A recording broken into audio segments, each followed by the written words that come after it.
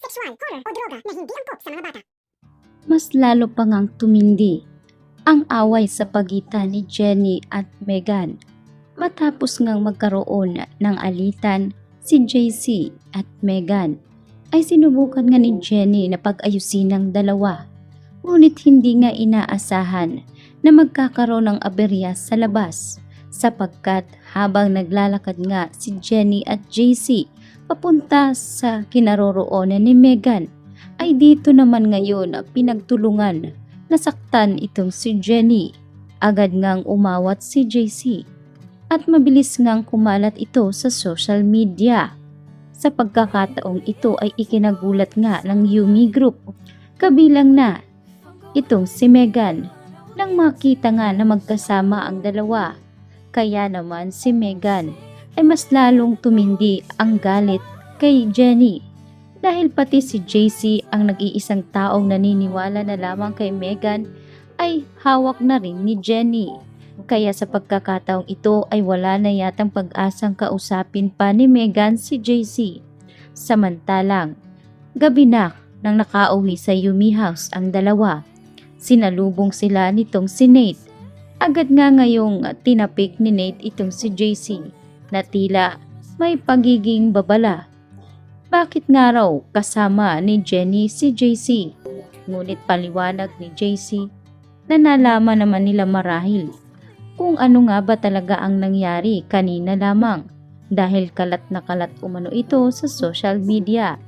Depensa rin ni Jenny na nais sana nilang ayusin nitong si Jenny, si Megan at JC.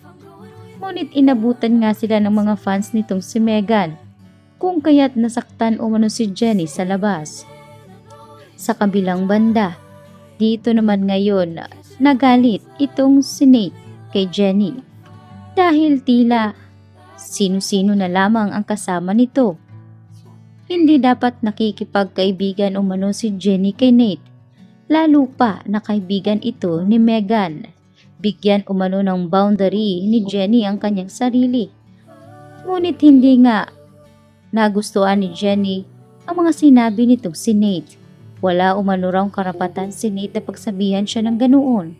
Kaya naman umiksena itong si JC at tinanong itong si Jenny kung boyfriend ba nito ang binata. Ngunit depensa ni Jenny na magkaibigan sila. Kaya dahil dito ay tila na insulto si Nate kung kaya't nasuntok nga ni Nate itong si JC. Nagkasakita na ang dalawang lalaking ito. Agad ngang umawat itong si Jenny at dito na rin naglabasan ang kasamahan nitong si Jenny sa Yumi Group. Kaya naman mabilis ding nahinto ang naturang gulo.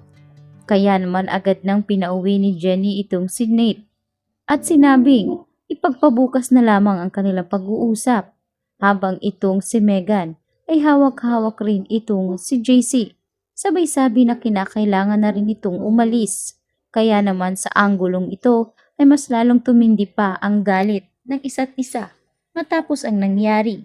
Anya pa ni Jenny na mahihirapan na siyang kumbinsihin pa itong si Megan dahil sa nangyari. Kaya naman hindi na umano ipagpipilitan pa ni Jenny ang kanyang sarili.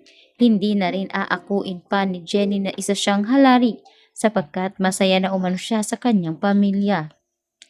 Sa punktong ito ay dahil sa nangyayari ngayon sa Yumi, ay tila tuwang-tuwa naman ang Nixie Group, ang kanilang kalaban sa naturang dance floor dahil sa nangyaring malaking issue.